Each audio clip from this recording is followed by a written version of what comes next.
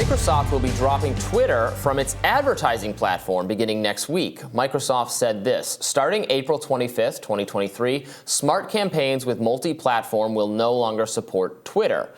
An email has started to go out to Microsoft advertising users saying that Digital Marketing Center, DMC, will no longer support Twitter starting on April 25th.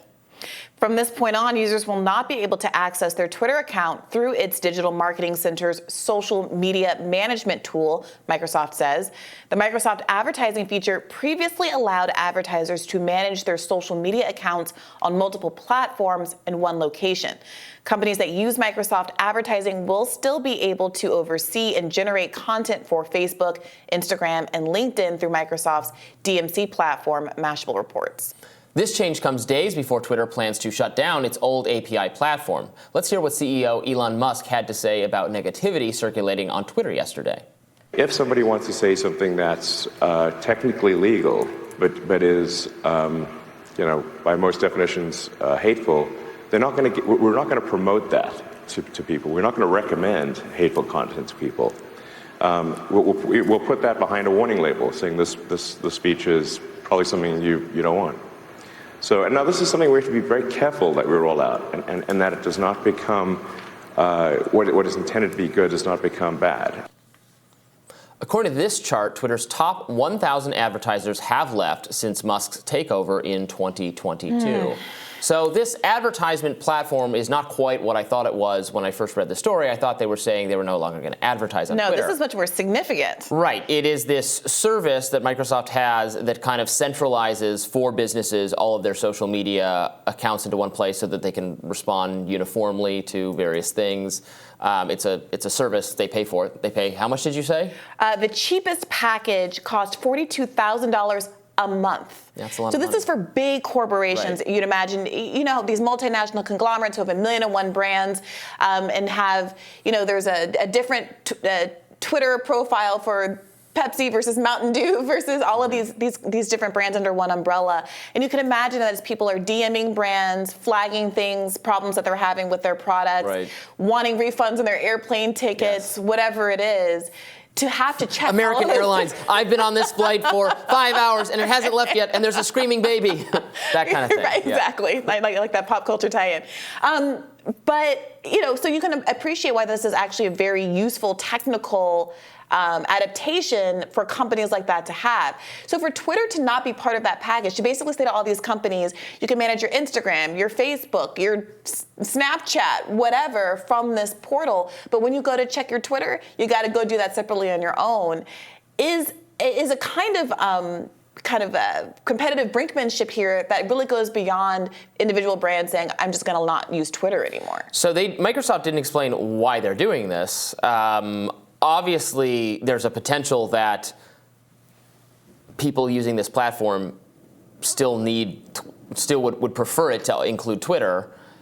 So this is like a calculated decision on Microsoft's part that its customers will not revolt because Twitter's no longer. It's unclear that there's a lot of places for them to go. Again, the issue with some of these really large tech companies is that there are only so many competitors that can offer the kind of technological support that a company like Microsoft has. And it's worth noting, we don't know, as you said, what the incentives are, but Microsoft is the tech giant behind ChatGPT and OpenAI, which Elon Musk has been very critical of in his last few interviews with Tucker Carlson and also with the BBC reporter, saying that he feels like these have been developed to have a bias against the right in favor of liberals, and that he's working to develop his own version of ChatGPT that would be kind of objective and neutral. So, there is this conflict of interest here. Is it the case that Microsoft is basically upset with Elon Musk for smearing their products, et cetera? It's unclear. What is clear that Elon Musk has lashed out back against this decision. He responded to a news tweet about Microsoft's decision to drop Twitter from its advertising platform, saying, quote, "They trained illegally using Twitter data, lawsuit time." So the implication is, I guess, that some improperly used Twitter data, information, et cetera, was used in the development of the Microsoft product, and now Elon is getting litigious over it. Let's go to that second part of this story, the comments he was making about harmful content. Here we again get into the classic dilemma where he's saying that he thinks Twitter should turn down hateful speech or things people agree are hateful. But that's the very problem, because people don't agree on what is hateful. And what is hateful is a subjective determination, even if it's subjective if an algorithm's making it, because we teach the algorithm what it should feel about these things. It's subjective if a human being is making it, obviously. Part of the whole frustration with the previous iteration of the company is that people of a very kind of liberal, on COVID, very militantly anti-COVID, were making decisions about what kind of content is hateful and harmful, and that resulted in censorship of dissident perspectives. That's the whole game. Yeah, not only is it subjective, but folks pretending as though the decision is going to be based on the even subjective feelings of the people who work at Twitter, some panel of ethicists or whatever, or even Elon Musk's subjectivity, are missing the point.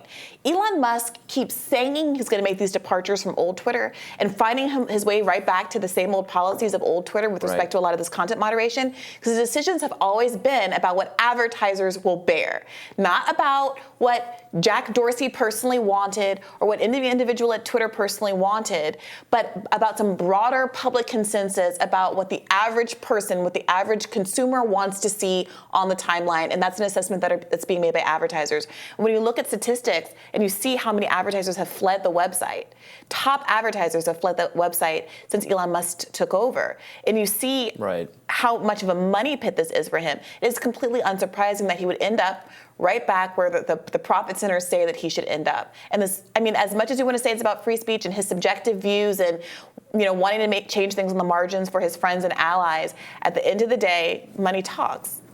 I mean, I guess it does, but a lot of the censorship issues we've complained about, or and that people on the right have complained about, were not necessarily content moderation decisions that advertisers were necessarily flagging for people. It was what the people in the media or the government were flagging it's for the public perception. Yeah. It's not that it's right or fair or accurate. Yeah. I mean, many people picked up on that BBC reporter's inability to articulate how his timeline has changed for the negative. He just kind of said, well, many people are saying that their timeline experiences are worse.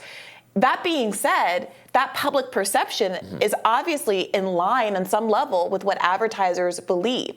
Maybe journalists are creating that story, and maybe that's unfair to Elon Musk. But the reality is people are responding to the perception that Elon Musk is creating a hostile environment on Twitter, and it's a place that more and more people are staying away from as a consequence. He once tweeted, "My pronouns are prosecute Fauci." Right. Remember that? Like, that is something that probably a lot of liberal people think is in fact hateful and could have been censored under the previous version of the company. So, again, you can say that, and I think the scale's tipped way too far and should be, we should dial this back on the broad suppression of what is supposedly hateful. Or, again, better yet, leave it to users. Leave it to users. Users can ultimately decide what content they don't want to engage with. You can empower them to do that. But I think that's not the issue, Robbie. And let's take the hatefulness aside. People are fleeing Twitter. Advertisers have skepticism about Twitter, not just because we've seen some, a large number of swastikas or something in the feed. Him making choices like making the Twitter emoji a Shiba Inu and saying this is the new CEO of Twitter, a dog. Him deciding to put jokes about 69ing in NPR's Twitter description. That kind of immature, unprofessional behavior is making people feel, I would argue, uncertain about the future of the app, unwilling to invest a lot of resources there. It's not just about, this is like actual bigoted, hateful, derogatory language. It's about a lack of confidence in the company. And CEOs know this. I mean, we're all watching Succession. We all understand that a lot of the market is determined by just kind of vibes and confidence in the leadership of a team. And Elon Musk, at some level, has to take responsibility for the fact that he's been treating this all like a big joke and a personal pet project, and that's going to have financial implications for him. Yeah, well, we will see.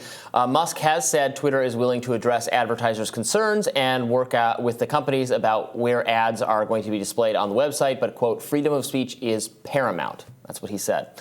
More Rising right after this.